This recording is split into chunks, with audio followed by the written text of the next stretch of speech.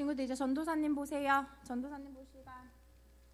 자, 오늘은 전도사님이 우리가 그동안 마태복음 13장을 통해서 하나님 비유에 대해서 이야기 나눠봤는데 그거에 대한 퀴즈를 좀 풀고 말씀을 시작할게요. 우리 친구들, 자, 이거 지난주 말씀이에요. 저 땡땡 안에 들어가는 단어는 무엇일까요? 이거 지난주예요. 기억해야 돼. 가온아 크게. 가온이 형아가 먼저 말했던 것 같아요. 가온아 뭐라 그랬지? 시작. 알았어요. 자, 좋은 진주를 구하는 장사, 그 비유에 대해서 이야기했어요. 자, 그러면 두 번째, 땡에 감춰진 땡땡이다 민가농.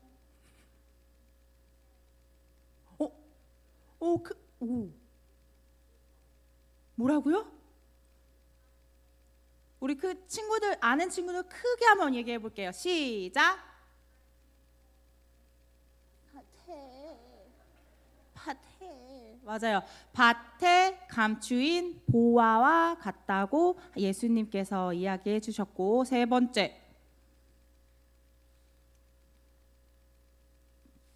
자, 세 번째는 땡땡땡 하늘과 같다고 예수님께서 하나님의 나라에 대해서 설명하셨어요. 엄청 작은 씨야, 씨, 엄청 작은 씨. 저번에 사과씨, 그게 너무 셌구나. 소희가 글쎄 여기 올라가 있는 씨를 보고 뭐라고 얘기했는 줄 알아요? 저 뒤에서 우와 코딱지다.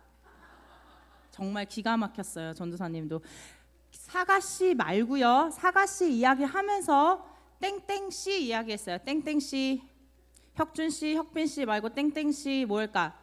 뭐라고요? 맞아요. 겨자씨 하나 같다고 이야기했어요. 이제 마지막이야. 이거는 빵 얘기를 하면서 전도사님이 얘기했는데, 우리 누나들 해도 돼요. 언니들 해도 돼요. 막 하고 싶다 막 손들어서 해도 돼요. 뭐예요? 가루 서말 속에 넣은 누룩과 같다고 예수님께서 하나님의 나라에 대해서 이야기해 주셨어요. 우리 친구들이 이 비유를 통해서 하나님께서 우리 친구들에게 하시고자 하는 말씀을 잘 기억하고 살아가는 우리 친구들이 되었으면 좋겠어요. 과연 그럼 오늘은 하나님께서 어떤 비유로 이 하나님의 나라를 설명했는지 한번 알아볼게요. 친구들 혹시 얘들아, 물고기 혹시 직접 잡아본 적 있는 사람? 나 물고기 잡아봤어요. 우리 언니 잡아봤어요. 오. 물고기 잡아본 사람. 저기 뭐더라, 약간 뭐 수산시장 가갖고 노량진 시장 가갖고 막 이렇게 잡아보는 거 말고요, 냇가, 강물, 뭐 바다 이런 데서 잡아본 사람. 많이들 잡아봤네요. 혁빈이도 잡아봤어요? 갯벌에서도 잡아본 사람 손으로 내가. 랍스타, 그거는 풀어놓은 랍스타 잡은 거잖아요. 바다에서 잡아야죠. 그래 잘했어요. 바다에서 잡아본 사람. 냇가에서 잡아본 사람. 꽤 있네요, 우리 친구들. 자, 그런데 우리 친구들, 물고기를 잡는 방법 중에 이게 가장 일반적인 방법 중에 두 가지 방법이 있대요. 첫 번째는 뭐로 잡냐면요, 우리 친구들이 가장 많이 아는 걸 거예요. 맞아요, 낚싯대. 저 낚싯대로 잡는 방법이 있고, 두 번째는 저 큰 그물로 잡는 방법이 있다고 해요. 그럼 이 두 개의 차이점은 무엇일까? 낚싯대와 그물로 잡는 차이점 혹시 알아요? 그냥 물고기 잡는 건데 뭐 굳이 차이점을 알아야 되나요? 약간 이런 표정인데 알아요? 혁준이 알아요? 몰라요? 뭘까? 우리 누나들 형아들 한번 뭘까?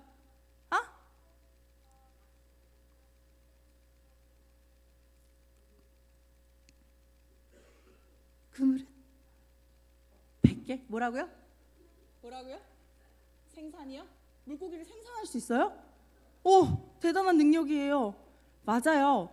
낚싯대로는 물고기를 한 마리 잡을 수 있고요, 그물로는 주화가 100마리라 그랬는데 엄청 많이 잡을 수 있는 게 바로 그물로 잡는 방법이래요. 전사님이 지난주에 고래와 나라는 다큐멘터리를 봤는데 거기서 참치를 잡는 배가 나왔거든요.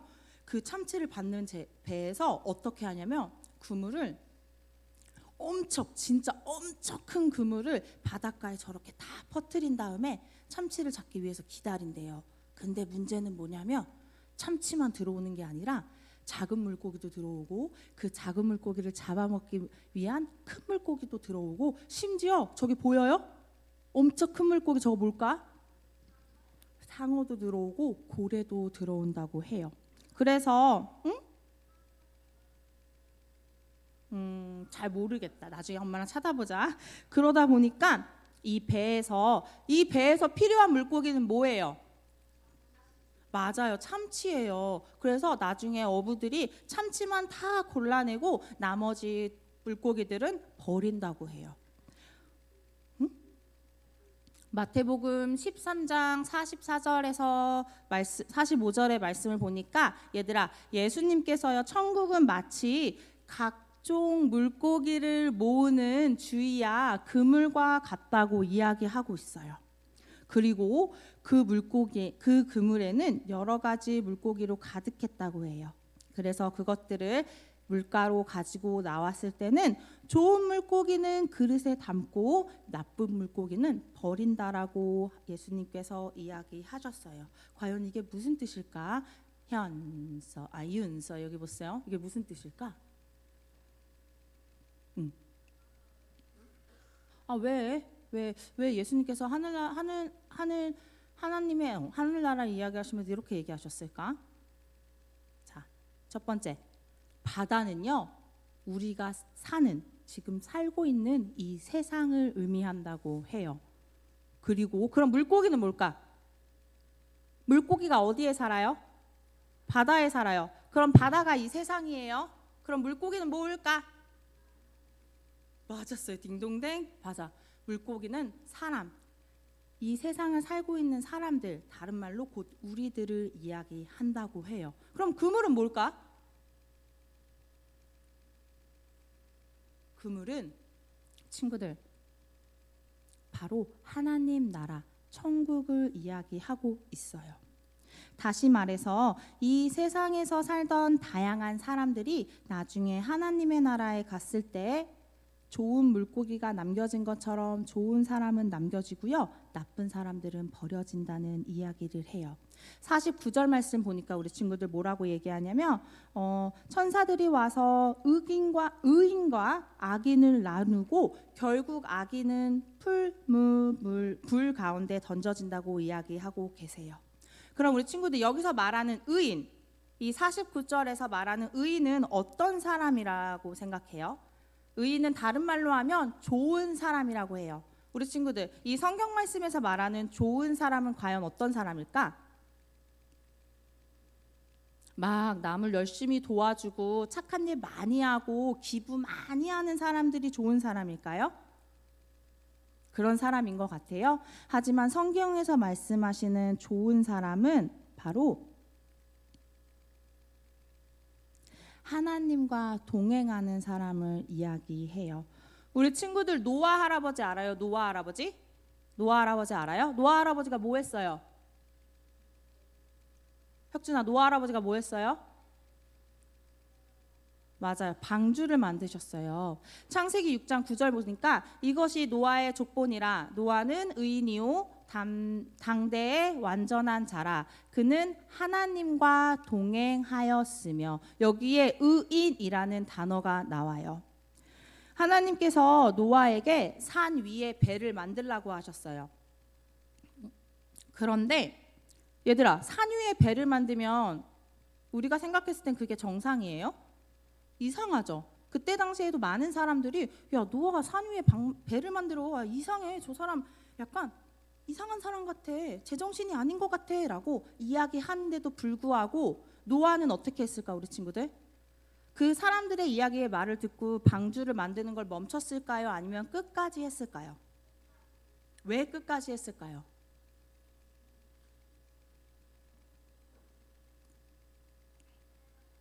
맞아요. 하나님께서 노아에게 말씀하셨기 때문에 노아는 끝까지 하나님의 말씀을 듣고 세상에서 무엇라고 하든 사람들이 무엇라고 하든 그 하나님의 말씀을 지키기 위해서 끝까지 행동하고 했어요. 이것이 그렇기 때문에 노아가 성경에서 말하는 세상이 무엇이라고 얘기하든 하나님 말씀을 듣고 행동하는 이런 사람이 바로 성경에서 말하는 의인이라고 해요. 그럼 우리 친구들 반대로 악인은 어떤 사람일까? 반대의 말이니까 결과적으로는 하나님 안 믿고 하나님을 모르고 하나님의 말씀도 듣지 않고 내 마음대로 행동하는 사람을 악인이라고 해요. 이 세상 내 마음대로 내 생각대로 세상이 이야기하는 대로 살아가는 사람을 바로 이 성경 안에서는 악인이라고 이야기하고 있어요. 그럼 우리 친구들은 다시 물고기가 되고 좋은 물고기, 의인이 되고 싶어요? 아니면 나쁜 물고기, 악인이 되고 싶어요? 우리 친구들 입으로 얘기해보자. 고백해보자. 좋은 물고기가 되고 싶어요? 나쁜 물고기가 되고 싶어요? 맞아요. 뭐라고요? 맞아. 좋은 물고기가 되고 싶을 거예요. 그렇다면 이런 좋은 물고기가 되기 위해서 우리 친구들이 할 수 있는 일은 각자 생각해보고 전도사님이랑 소그룹 때 나눠보고요. 전도사님은 우리 친구들이 모두가 의인이 되어서 나중에 하나님 나라 가운데 좋은 물고기로 선택받아 천국을 누리는 하나님의 자녀가 되기를 축복합니다.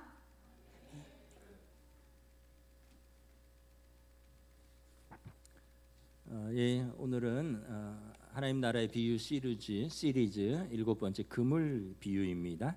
어부가 그물을 던져서 물고기를 잡는 비유이죠. 우리 오늘 본문 47절 48절 우리 다시 한번 봉독하겠습니다. 시작. 또 천국은 마치 바다에 치고 각종 물고기를 모는 그물과 같으니 그물에 가득함에 물가로 끌어내고 앉아서 좋은 것은 그릇에 담고 못된 것은 내버리느니라. 저는 강원도 사람입니다. 10년 이상을 강원도 어촌에서 살았습니다. 묵호 지금 동해라고 하는 곳에서 살았고요. 삼척 지금 장호라고 하는 곳에서 또 초등학교를 나왔습니다. 어촌인데 우리가 그곳에 보면 우리 교인들이 어부인데 밤새 물고기를 잡아서 배가 항구로 들어오면 이렇게 물고기를 분류 작업을 합니다. 그 강원도는 이제 저쪽에 오징어 배랑 또 쥐치배 그 당시에 유행 많이 잡혔습니다. 오징어, 명태, 쥐치 이런 것들을 잡았는데 쥐치는 쥐포 만드는 물고기 납작한 잿빛색 손바닥 같은 납작한 물고기인데 이게 막 항구에 들어오면 그 물고기를 경매에 붙이려고 사려고 오는 사람들도 있지만 동네 아주머니들이 막 같이 나옵니다. 그러면 오징어 배는 다른 고기는 그냥 버리거나 아주머니들을 드립니다. 아까 참치 잡는 다랑어인가요? 그 고기 외에는 다른 고기는 별로 중요하지 않은 것처럼 오징어 잡이 배는 오징어만 취급을 하고 다른 거는 아주머니들이 그 당시는 이 양동이에 이렇게 버리면 막 퍼갔어요. 그러거나 아니면은 그냥 오징어 배에 쥐치가 잡히면 그냥 바다에 그냥 버렸습니다. 죽은 쥐치를. 환경 오염이 상당했을 텐데 그냥 그런 것을 봤습니다. 오늘 그 얘기입니다. 다음 그림 한번 볼까요? 저게 이제 예인망 어선이라고 하는 건데 이렇게 배가 그물을 치고 기다렸다가 고기가 들어오면 끌어올리는 그거죠. 그래서 그 고기를 잡으면 이제 가져와서 분류를 하는 거죠. 이 그물 비유의 의미는 무엇일까요? 다행히 예수님께서 설명을 잘 해주셨습니다. 여러분 오늘 본문 49절 50절 한번 봉독하겠습니다. 시작. 세상 끝에도 이러하리라. 천사들이 와서 의인 중에서 악인을 갈라내어 풀무불에 던져 넣으리니 거기서 울며 이를 갈리라. 전사님이 설명을 해주셨는데 제가 잠깐 조금 더 설명하겠습니다. 그물을 던지고 물고기를 분류하는 어부들은 천사들입니다. 하나님의 명령을 받은 천사들입니다. 마태복음 13장에 보면 세상 끝에도 그러하리라. 인자가 각 나라에서 모든 넘어지게 하는 것과 또 불법을 행하는 자들을 거두어낼 것이다. 마지막 때 하나님께서 천사들을 보내서 모든 사람들을 부를 것입니다. 자, 그래서 그물에 가득한 각종 물고기는 아까 전사님이 보여주신 대로 사람들을 말하는데 좋은 물고기랑 나쁜 물고기가 섞여 있죠. 현실에서는 선인과 악인이 공존한다는 것입니다. 그런데 마지막 때는 이 공존할 수가 없습니다. 좋은 물고기와 나쁜 물고기를 분리하는 작업이 있을 것입니다. 종말에는 의인과 악인을 갈라내어서요. 의인은 천국 하나님 나라에 들어가고 악인은 풀무불이라 그랬는데 지옥에 던져져서 거기서 슬피 울며 이를 갈미 있으리라. 그래서 그물을 끌어올릴 때는 세상 끝날입니다. 그때는 더 이상 우리의 선택이 없습니다. 그때는 좋은 물고기와 나쁜 물고기로 분리될 것입니다. 의인과 악인으로 분리될 것입니다. 여기서 하나님 나라는 내세에서 성도가 들어가는 하나님 나라를 의미합니다. 우리가 하나님 나라는 이미와 아직이라 그랬잖아요. 이미 예수 믿는 순간 우리 가운데 오셨고 이것은 이 땅에서 누리는 하나님의 나라고, 아직은 우리가 하나님 앞에 설 때 들어가는 하나님 나라를 말하는 것입니다. 여러분, 하나님 나라는 어떤 곳일까요? 구약 성경에 있는데 조금 긴데 한번 잘 따라서 읽어보실 수 있을까요? 한번 같이 읽겠습니다. 시작. 그때 맹인의 눈이 밝을 것이며 못 듣는 사람의 귀가 열릴 것이며 그때 저는 자는 사슴같이 뛸 것이며 말 못하는 자의 혀는 노래하리니 이는 광야에서 물이 솟겠고 사막에서 시내가 흐를 것임이라. 뜨거운 사막이 변하여 못이 될 것이며 메마른 땅이 변하여 원천이 될, 거기에는 대로가 있어 그 길을 거룩한 길이라 일컫는 바 되리니 깨끗하지 못한 자는 지나가지 못하겠고 여호와의 속량을 받은 자들이 돌아오되 노래하며 시온에 이르러 그들의 머리 위에 영영한 희락을 띠고 기쁨과 즐거움을 얻으리니 슬픔과 탄식이 사라지리로다. 처음 에덴 동산의 모습이 회복되는 것입니다. 에덴은 기쁨이라는 뜻이거든요. 하나님께서 처음 만들었던 에덴 동산, 그때 그 처음 사람들, 하나님의 형상을 가진 사람들, 그때 하나님의 형상을 가진 사람들로 인해서 모든 것이 잘 보존되었던 이 땅의 모든 피조물들의 상태로 돌아가는 것입니다. 그런데 우리가 죄로 인해서 사람도 하나님의 형상이 왜곡되었고 변형되었으며 모든 피조물들도 죄인인 우리로 말미암아 우리가 관리자이기 때문에 고통당하고 있는 것입니다. 그래서 이 모든 것들이 회복되는 겁니다. 장애를 얻은 분들은 정상으로, 여러분 또 어떤 슬픔과 탄식 있는 곳에 참 자유와 평화와 기쁨과 즐거움이 있을 것입니다. 여기는요, 여호와의 속량을 받은 자들만 들어갈 것입니다. 속량은 값을 내고 구원하였다는 뜻입니다. 예수님의 십자가의 값을 지불하고 구원받은 사람들만 들어가는 나라입니다. 신약에서 요한계시록에서 하나님 나라는 어떻게 설명을 할까요? 아까는 이사야서 말씀이고 같이 한번 읽어보겠습니다. 시작. 또 내가 새 하늘과 새 땅을 보니 처음 하늘과 처음 땅이 없어졌고 바다도 다시 있지 않더라. 또 내가 보매 거룩한 성 새 예루살렘이 하늘로부터 하늘에서 내려오니 내가 들으니 보좌에서 큰 음성이 나서 이르되 보라, 하나님의 장막이 사람들과 함께 있음에 하나님이 그들과 함께 계시리니 그들은 하나님의 백성이 되고 하나님은 친히 그들과 함께 계셔서 모든 눈물을 그 눈에서 닦아주시니 다시는 사망이 없고 애통하는 것이나 곡하는 것이나 아픈 것들이 다시 있지 아니하리니 처음 것들이 다 지나갔음이러라. 새 하늘과 새 땅이 내려오는 것인데 이전 것들은 다 지나가는 것입니다. 이거를 이제 이단에서 신천지라고 하죠. 신천, 신지. 그리고 여기에 들어가는 14만 4천 명. 그래서 아직 14만 4천 명이 차지 않았다고 빨리 들어오라고 그러는데 계속 14만 4천 명이 안 찼어요. 그쪽에서는. 그렇지 않습니다. 여러분, 이것은 하나님 나라에 대한 상징입니다. 14만 4천이라는 것은 어떤 요한계시록에서 숫자로 말하는 상징이 이제 딱 그 숫자가 아니에요. 12지파에 또 12 곱하기 10인데 이제 어떤 면에서 보면 완전수, 예수님 12지파, 예수님의 12제자 뭐 이런 것들을 의미하는 것이지 14만 4천 명의 숫자에 매이면 안 돼요.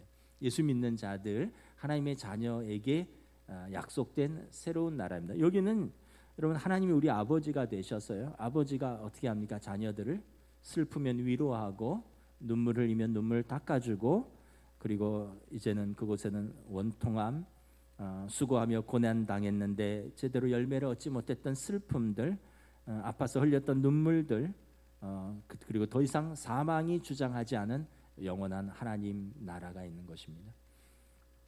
여러분 이 하나님 나라는 정말 사모할 만한 나라죠. 여러분 올해 눈물 안 흘리셨나요? 그럼 감사하고요. 올해 눈물 안 흘린 사람이 어디 있겠습니까? 여러분 올해 안 아프셨습니까? 그럼 감사하고요. 여러분 살면서 안 아픈 본 사람이 어디 있겠습니까? 여러분 속상하고 원통하지 않았으면 감사한데 살면서 속상하지 않고 원통하지 않은 사람이 어디 있겠습니까? 여러분 올해 염려하고 두려워하지 않았다면 감사한데 내 실수로 내 잘못으로 내 죄로 두려움과 염려에 휩싸인 것이 우리 인생입니다. 무엇보다 우리 어른들은 이 죽음의 공포에 대한 두려움이 있을 것인데 이 죽음은 우리로 하여금 영원한 생명을 얻는 하나님 나라에 들어가는 새로운 입구이다라는 것입니다. 이 중요한 것은 이런 것은 하나님의 자녀만 들어가는 하나님의 나라다라고 분명히 말씀하고 있는 것입니다. 이 하나님 나라를 우리 모두가 사모하고 기다리고 소망하고 있고요. 이 영원한 영광의 나라를 소망하기 때문에 우리가 현재의 고난도 참으면서 인내하면서 믿음으로 살아가는 것입니다. 여러분 그래서 우리에게는 세상 끝날이 있습니다. 세상 끝날 두 가지 종말이 있는데 하나는 개인적인 종말이고요. 하나는 우주적이고 역사적인 종말입니다. 개인적인 종말은 누구나 다 맞이하는 종말입니다. 우리의 육신이 허물어지는 때입니다. 우리의 육신의 장막이 허물어지고 그 육체가 흙으로 돌아가는 날입니다. 여러분 사람이 죽으면 어떻게 될까요? 히브리서 9장 27절 함께 읽습니다. 시작. 한 번 죽는 것은 사람에게 정해진 것이요 그 후에는 심판이 있으리니. 여러분 영원히 사는 사람은 없습니다. 반드시 한 번은 죽게 되어 있습니다. 2023년 한국인의 기대 수명이 제가 찾아보니까 84.1세입니다. 여성이 조금 높아요. 87.2세입니다. 아마 술 담배를 좀 안 하거나 덜해서 그럴 것 같고 남성은 80.8세입니다. 이게 이제 평균 기대 수명입니다. 그러니까 이제 건강하신 분은 100세도 사시고요. 근데 아프거나 병이 있거나 또는 뭐 사고로 일찍 돌아가신 분들 다 이제 합해서 평균을 낸 겁니다. 남자분은 80.8세고요. 여자분은 87.2세입니다.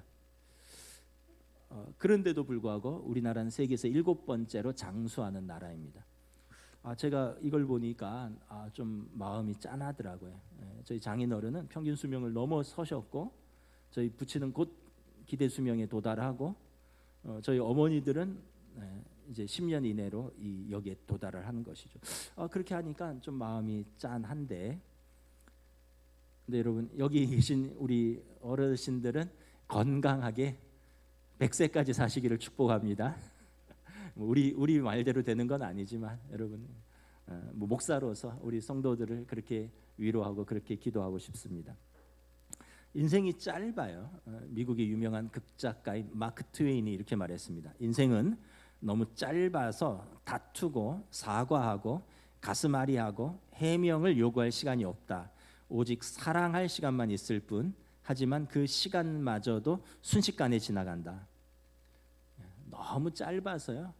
뭐 다투고 마음 아리하고 뭐 그 해명하고 그럴 시간이 없다는 거예요.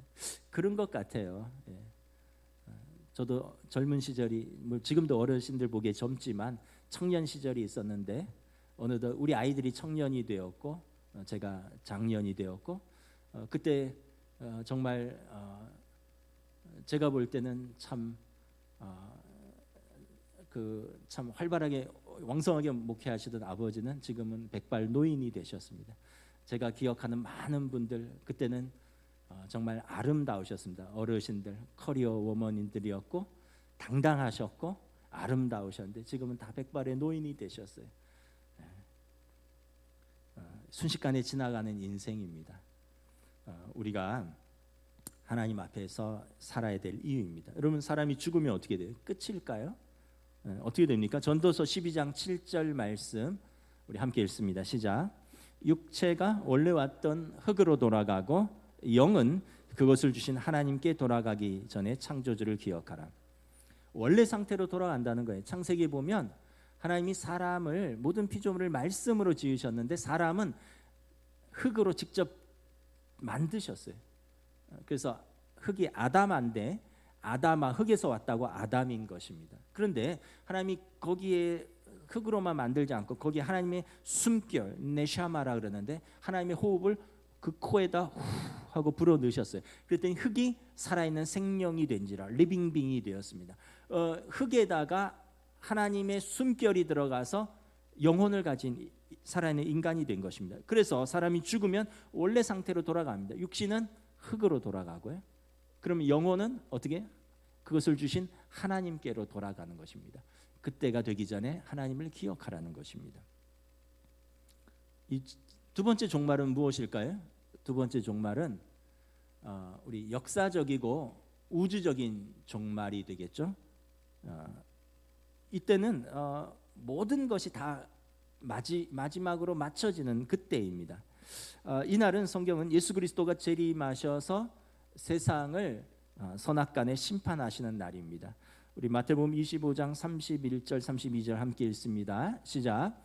인자가 자기 영광으로 모든 천사와 함께 올 때 자기 영광의 보좌에 앉으리니 모든 민족을 그 앞에 모으고 각각 구분하기를 목자가 양과 염소를 구분하는 것 같이 하여 그들은 영벌에 의인들은 영생에 들어가리라 하시니라.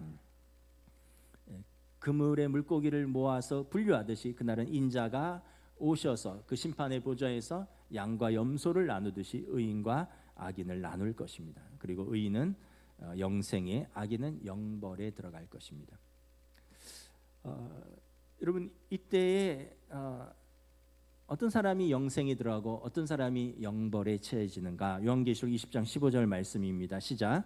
누구든지 생명책에 기록되지 못한 자는 불못에 던져지리라. 생명책에 이름이 기록된 자만 들어간다는 거예요. 그렇지 못한 자는 하나님 나라에 들어갈 수 없다. 최근에 어떤 기사를 봤는데 최근에 미국에서 좀 난리가 있었대요. 이제 시진핑 주석이 중국에 미국을 방문했는데 미중 기업인들의 초청 그런 모임인데 이제 테슬라 창업자인 그분이 초청장이 없는데 왔다는 거예요. 만나러 왔다고. 신청을 못했다는 거예요. 근데 이제 경호원들이 못 들어간다고.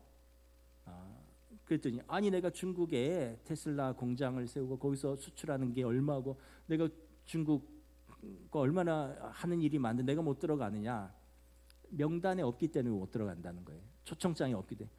그러다가 이분이 하도 이제 괴짜고 하도 영향력이 크니까 이제 그 미국 기업인 주최 측에서 양해를 하고 명단에 없지만 넣어줘라 해서 간신히 들어갔다는 거예요. 그러니까 여러분 이 땅에서도요 초청장이 없으면 아무리 유명해도 못 들어가는 데가 많습니다.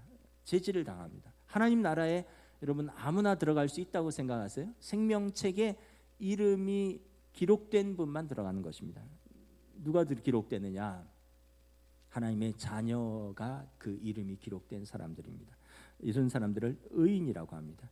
여러분 우리가 어떤 사람이 하나님 나라에 들어갈 수 있는 의인이고요, 어떤 사람이 하나님 나라에 들어갈 수 없는 악인일까요? 여러분 의인의 정의가 뭔가요? 의인은 말 그대로 옳은 일을 하는 사람이 의인입니다. 보니까 LG 의인상이라는 것이 있더라고요. 올해 어떤 분이 탔나 보니까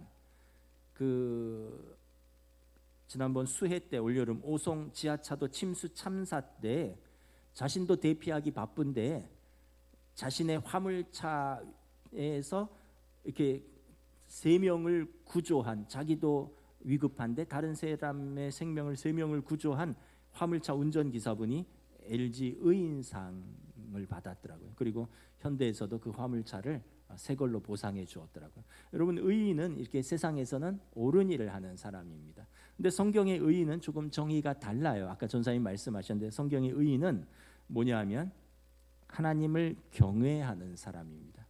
그래서 하나님의 의이신 하나님께서 보내신 그 아들을 믿고 영접한 사람이 의인입니다. 이 사람을 하나님이 의롭다고 인정하시고 하나님이 의롭다고 부르는 것입니다. 칭의라고 하는데 우리 로마서 3장 24절 함께 봉독합니다. 시작. 그리스도 예수 안에 있는 속량으로 말미암아 하나님의 은혜로 값없이 의롭다 하심을 얻은 자 되었느니라. 곧 이때에 자기의 의로우심을 나타내사 자기도 의로우시며 또한 예수 믿는 자들을 의롭다 하심이라. 여기에 대해서 왈가왈부할 수 있죠. 아니, 저 사람 내가 아는 죄도 많다. 내가 알기도 저 사람 불의한 사람이다. 그런데 아니, 예수 믿었다고 의인이라 할 수 있느냐? 사람들이 그렇게 얘기할 수 있죠. 그런데 성경에 보면 예수님이 십자가에서 그 죄값을 어떻게 하셨다고요? 대신 치르셨다는 거예요. 합의하셨다는 거예요. 지불하셨다는 거예요. 예수님이 그 값을 다 지불하셨고 우리를 하나님 앞에서 의롭다 하셨다는 거예요. 그래서 하나님께서 약속하셨어요. 예수 믿는 자들은 멸망치 않고 영생을 얻으리라. 그래서 하나님의 의이신 예수를 믿었으면, 영접했으면, 그럼 내가 그를 값없이 의롭다 하리라. 여러분, 최종 재판장이신 완전히 의로우신 하나님이 의롭다고 인정하시는 거예요. 그럼 더 이상 누구도 말할 수 없는 것입니다.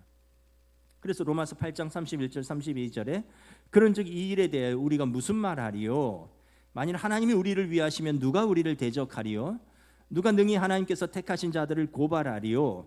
의롭다 하신 이는 하나님이시라. 누가 더 고발하고 누가 더 대적하겠느냐? 의롭다 하신 이는 하나님이시고 우리를 위하여 아들을 내어주신 분께서 우리를 위하여 그 의롭다 하심을 약속을 안 지키시겠느냐라는 것입니다.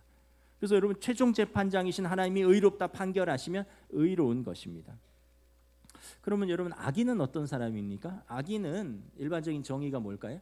심각한 도덕적, 윤리적 결함을 가진 사람이 악인입니다. 우리 교도소에 가면 많죠. 반사회적, 반윤리적, 반인륜적 범행을 저지른 사람들 많잖아요. 근데 성경은 악인의 정의를 좀 다르게 정의합니다. 악인은, 성경적 악인은 뭐냐 하면 하나님을 두려워하지 않는 사람입니다. 우리 시편 3절 4절 한번 읽겠습니다. 시작.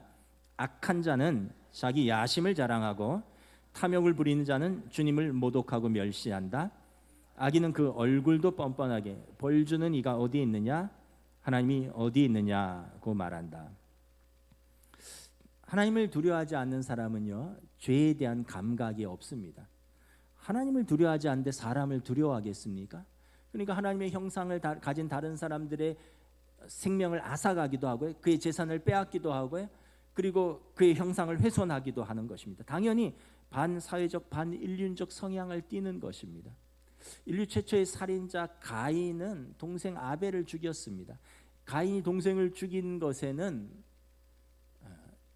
시기, 질투가 있었고요, 그리고 거기에 대한 분노가 있었고요, 거기에 대한 미움이 있었고, 그리고 이것이 살인으로 이어진 겁니다. 우리 안에 다 있는 거예요. 근데 우리는 어떻게 해요? 하나님을 두려워해서 이걸 행동으로 옮기진 않잖아요. 근데 악인은 하나님을 두려워하지 않기 때문에 자기 안에 일어난 그런 어떤 욕망들, 감정을 그대로 옮기는 것입니다. 미우면 때리는 거예요.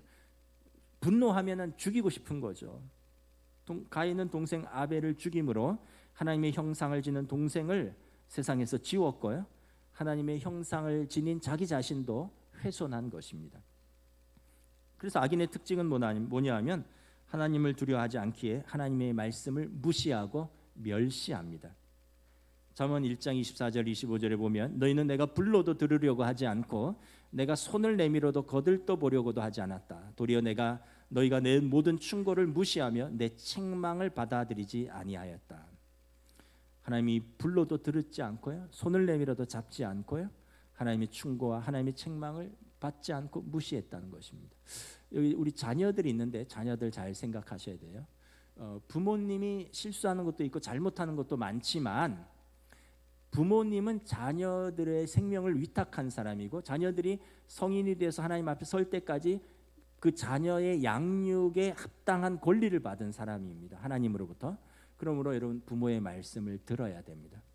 부모가 불러도 들으려 하지 않고 부모가 손을 내밀어도 거들떠 보려고도 하지 않고 부모의 충고를 무시하고 책망을 받아들이지 아니하면 어떻게 될까요?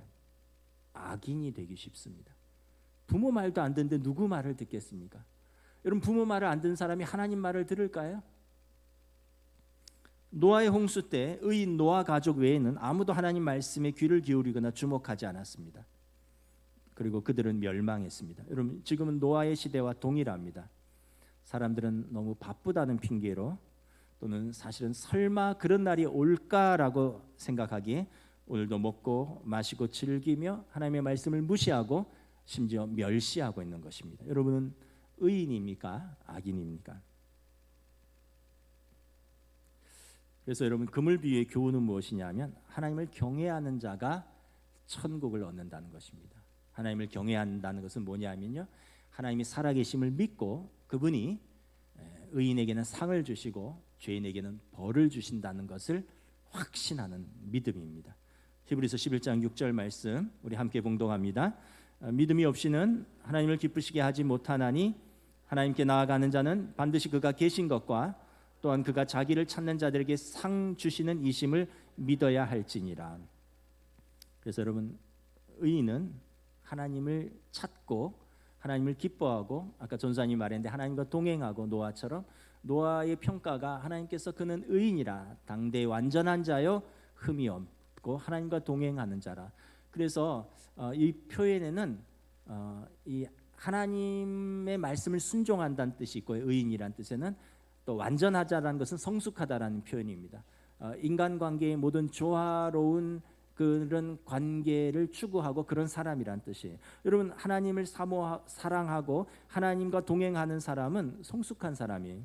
이 사람은 하나님 나라를 사모할 뿐 아니라 이 땅에서도 하나님께서 자신을 지으신 그 목적을 실현하려고 일치하는 삶을 살고자 노력하는 사람입니다. 노아가 여러분 그 방주를 짓는데 전생을 바친데 그는 하나님께서 주신 그 사명에 부응하려고 애쓴 사람입니다. 그래서 이러한 사람은 성경에서 의인이고 온전한 사람인데 여러분 하나님을 의식하니까 사람을 의식하거나 무슨 척할 필요가 없습니다. 자연스럽습니다. 또 누구보다 높아 보이거나 누구보다 낮은 사람을 멸시하지 않아요. 교만할 이유도 없습니다. 또 특별히 보호해야 할 자존심이나 감추거나 숨길 것이 없기 때문에 편안한 사람입니다. 여러분 이 사람이 성숙한 사람입니다. 조화로운 사람입니다. 노아에게 그는 완전한 자라 할 때 그 탐임이란 뜻이 이런 뜻입니다. 하나님 앞에서 사람 앞에서 자연스럽고 편안하고 그리고 겸손하고 자신의 사명을 따라서 사는 순리에 따라 사는 사람이란 뜻입니다. 그래서 이런 의인은 외부 평가가 아니라 하나님께 속해 있다라는 그 내면에서 오는 거기 때문에 그 안정감과 그리고 그 자연스러움과 그것은 외부의 평가에서 오는 게 아니에요. 다른 사람이 너 그렇다, 너 아니다, 너 이런 걸로 불안해하거나 두려워하거나 위축되지 않습니다. 그런 평가는 있을 수 있지만 그건 그 사람의 자유고 나는 내가 받은 하나님께 받은 그 사명 그리고 내게 있는 하나님의 형상 그리고 내가 하나님께 속해 있는 그것으로 자족하고 그것으로 기뻐하고 그 안에서 내가 서 있는 곳에서 내 불을 밝히는 사람입니다. 그러니까 노아가 미친 사람 소리를 들었지만 산에 방주를 지은 것입니다. 그래서 이렇게 하나님을 경외하는 의인은 하나님 나라에 들어가는 사람입니다. 그리고 하나님을 두려워하지 않고 하나님을 무시하고 하나님 말씀을 경멸하는 사람은 하나님께서 심판하실 것입니다. 여러분 중요한 것은 마지막 때를 기억하는 지혜로움입니다. 라틴어로 우리가 카르페 디엠이라는 뜻이 있는데 단어가 있는데 이거는 현재를 붙들고 현재를 즐기라는 뜻이에요. 근데 우리가 그것만 생각합니다. 지금 놀아야 된다, 지금을 즐겨야 된다. 근데 그게 앞에 오는 말이 있습니다. 메멘토 모리라는 말이 있습니다. 죽음을 기억하라는 뜻입니다. 여러분 우리가 죽음을 기억할 때 현재를 더 잘 붙들 수 있고요. 우리가 마지막 때가 있다는 것을 기억할 때 현재를 더 의미 있게 살 수 있는 것입니다. 끝이 있기 때문에 모든 것이 의미가 있는 것입니다.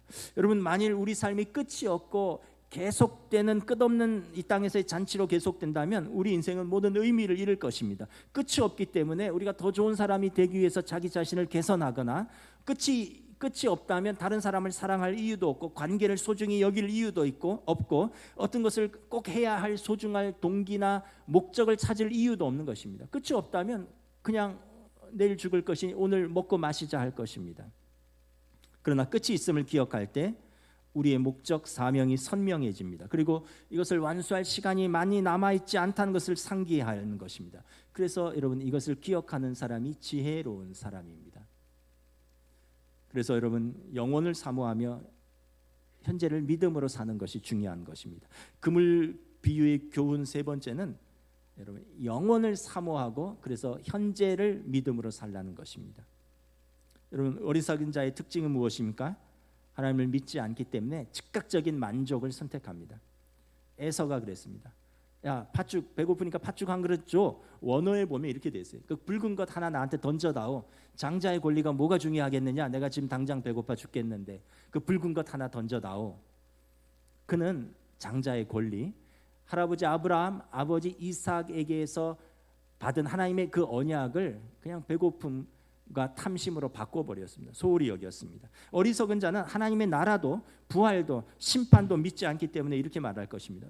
내일이면 어떻게 될지 어찌 알고 오늘 재밌게 살면 되지 뭐. 내일이면 죽을 것이니 오늘 먹고 마시자 하더라. 고린도전서 15장 32절 말씀 함께 봉독합니다. 시작. 죽은 자가 다시 살아나지 못한다면 내일 죽을 터이니 먹고 마시자리라. 반대로 여러분 지혜로운 사람은 어떻게 말합니까? 내일 죽을 것 같으냐? 그러면 잔치가 아니라 회개하라. 왜냐하면 회개하라 천국이 가까이 왔느니라. 천국에 들어가는 조건은 회개하는 자입니다. 말씀을 정리하겠습니다. 많은 분들의 최대의 관심사는 노후를 어떻게 준비할 것인가일 것입니다. 현실적인 거죠. 여러분 노후를 어떻게 준비하십니까? 네, 여러분 더 중요한 준비하고 계신가요? 사후를 어떻게 준비하고 계십니까? 하나님 나라를 위하여 어떻게 준비하고 계십니까? 예수님을 믿고 영접하면 하나님의 자녀가 되는 권세, 특권을 주시고 하나님의 자녀면 상속자니 또한 하나님 나라를 유업으로 받을 자니라. 오늘 이 자리에 동원교회에서 예배드리는 우리 모두가 천국에서 꼭 다시 만나기를 우리 모두가 주님의 이름으로 축복합니다. 찬양하시겠습니다. 찬송가 104장